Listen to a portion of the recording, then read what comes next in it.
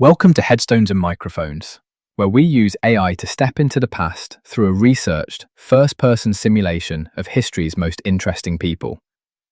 I am your host, Calvin. While we've added some creative storytelling, our goal is to inspire your own study of these fascinating lives. Now, let's meet our guest. Today, we are joined by a man who didn't just play golf, he owned the golf course. He brought style, swagger, and a whole lot of soul to the game. Please welcome the legendary Hagen himself, Mr. Walter Hagen. For those who may somehow not know who you are you? I'm Walter Hagen, though many folks called me Sir Walter, or the Heg. I was a professional golfer, the first one to really make a living just by playing the game, rather than just working in a shop. I won 11 majors, captained the Ryder Cup team 6 times, and I like to think I made the game a lot more fun for everyone involved. A true pioneer. Now, let's go back to the beginning. When and where were you born? I was born on December 21st, 1892, in Rochester, New York. And what was your given name at birth? My parents named me Walter Charles Hagen. Is there a story behind your birth name? I was the second of 5 children, born to William and Louise Hagen. My father was a hardworking blacksmith in the auto body shops, and Walter just seemed like a solid, reliable name for a Rochester boy. Reliable, but you certainly made it famous. What was your hometown like growing up? Rochester was a bustling place. It was full of industry, but for a kid like me, the real heart of it was the Country Club of Rochester. That was my playground. It was a place of manicured greens and big dreams, even if I started out on the outside looking in. And what was your family life like? We were a middle-class family of Dutch descent. My father worked long hours as a blacksmith to provide for us. He only made about $18 a week back then. We didn't have much in the way of riches, but we were close-knit. I even taught my sister how to catch so she could help me practice my fastball in the backyard. That's great. So what kind of kid were you? Oh, I was a handful. I was a natural athlete and full of energy. I couldn't sit still in a classroom to save my life.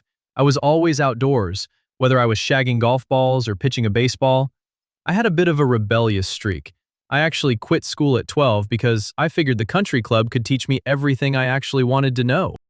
12 years old. You knew what you wanted early. What were your biggest fears growing up? Honestly, Calvin, I don't think I had many. I had this unshakable confidence even as a boy. Maybe the only fear was the thought of being stuck in a factory or a shop all my life like my father. I wanted the world to be my stage, not a workbench. It sounds like you were destined for something big. What did you dream of becoming as a child? It was a toss-up. For a long time, I wanted to be a professional baseball player. I was a pretty mean pitcher in the local districts. But golf had this pull. It had a certain class to it that I wanted to be a part of. What were some of your favorite activities in school? Well, as I mentioned, I wasn't there long, but when I was, anything involving sports was my favorite. If it wasn't on the field or the green, I wasn't interested. I much preferred my extracurriculars at the golf pro shop. Fair enough. What was your first job? I started caddying at the Rochester Country Club when I was just 9 years old. I earned 10 cents a round, and if I was lucky, a 5-cent tip. To make ends meet later on, I did a bit of everything. I was a taxidermist for a while, a garage mechanic, and even a piano finisher. A taxidermist. I didn't see that coming. Was there a moment where you realized you were different from everyone else? It was probably the way I walked onto a course. Even when I was young, I walked around like I owned the place. Most of the other pros back then were quiet, almost apologetic for being there. I realized I didn't want to just be a servant to the club members. I wanted to be their equal, or better yet, their entertainer. That confidence really set you apart. What's a decision that changed everything for you, but felt small at the time? Deciding to enter the Canadian Open in 1912. I was just an assistant pro then, and I actually felt embarrassed asking the club directors for time off to play. I finished 11th, but it gave me that first taste of real competition. It made me realize I belonged out there. And what was your biggest break? No doubt about it. Winning the US Open in 1914 at Midlothian. I was only 21. I led from the first round and beat out the great Chick Evans. That victory put The Hague on the map and proved that a professional golfer could be a star. What were your biggest struggles before success? Money was always tight. When I first started traveling, I didn't have the fancy limousines yet. I had to hustle, playing exhibitions for whatever a crowd would pay, sometimes just $1 a ticket. And of course, there was the class divide. Pros weren't even allowed in the clubhouses in the early days. Did you ever consider quitting? Never, not for a second. Even when I was playing out of a bunker or a patch of woods, I always knew I could make the shot. I loved the game too much, and I loved the lifestyle it promised even more. That persistence paid off. Were there any specific daily habits or routines that you feel are essential to your success? My routine was a bit different than most. I made sure to stay relaxed. I'd often show up to the first tee a few minutes late, sometimes still in my tuxedo from the night before, just to let my opponents know I wasn't worried. But on the green, I was all business. I practiced my putting and my short game until they were second nature. That's where the money is made. The art of arriving late. Classic. What job would you have had if fame never happened? I probably would have been a professional baseball pitcher, or maybe a very well-dressed car mechanic. I always had a knack for machinery, but I think the lights of the ballpark would have called my name. What was your life like before fame? It was a lot of hard work and grit. I was just a kid from Rochester trying to figure out how to get past the servants' entrance. I spent a lot of time fixing golf clubs and teaching lessons, dreaming of the day I could just play. How did relationships change after success? Well, I became a very popular fellow to have at a party. I was always generous with my friends. Success allowed me to surround myself with fascinating people. Of course, I was married a couple of times, but my real mistress was always the game of golf and the road. Did fame bring happiness? It brought me a grand life. I loved the cheers of the gallery, the fine clothes, and the travel. I wouldn't say fame itself is happiness, but it gave me the freedom to live exactly the way I wanted to. And that made me a very happy man. What was the downside of becoming famous? You lose a bit of your privacy, I suppose. People always expect The Hague to be on. There were times I just wanted to play a quiet round, but when you're Walter Hagen, every round is an exhibition. What misconceptions did people have about you? People thought I was just a playboy who didn't take things seriously. They saw the late nights and the silk shirts and thought I was lucky. They didn't see the hours I spent as a boy learning how to grip a club or the mental toughness it takes to win 5 PGA championships in match play. I worked hard to make it look that easy. What was your darkest moment? I tried to keep things light, Calvin, but there were certainly times when the pressure was immense or personal matters weighed on me. Losing a big match always stung, but I never let it keep me down for long. I'd just buy a round of drinks for everyone and move on to the next town. What past regrets did you carry that you spoke about? I don't believe in carrying regrets. They're like a heavy bag you don't need to lug around the course. I suppose I could have spent more time at home, but the world was calling. What's something people misunderstood about your life? Some people thought my lifestyle was just about arrogance. It wasn't. It was about showing the world that professional golfers deserved respect. When I hired a Rolls-Royce to use as my personal dressing room because I wasn't allowed in the clubhouse, I wasn't just being flashy. I was making a point. And you certainly made it. Tell me about a time when everything went wrong and how did you handle it? In the 1919 US Open, I was 5 shots back going into the final day. Most people would have packed it in, but I just kept playing my game, recovered from some tough spots, and forced a playoff with Mike Brady. I ended up winning. When things go wrong, you just have to have a short memory and keep swinging. Did fame and fortune change your life? Absolutely. It took me from a caddy shack in Rochester to the finest hotels in London and Paris. It let me travel the world, meet royalty, and never have to worry about the price of a steak again. Who had the biggest influence on your life? My first bosses at the Rochester Country Club, Andy Christie and Al Ricketts, they didn't just teach me how to hit a ball. They taught me how to act like a gentleman and how to carry myself with dignity. They gave me the foundation for everything that followed. What was life like in your final years?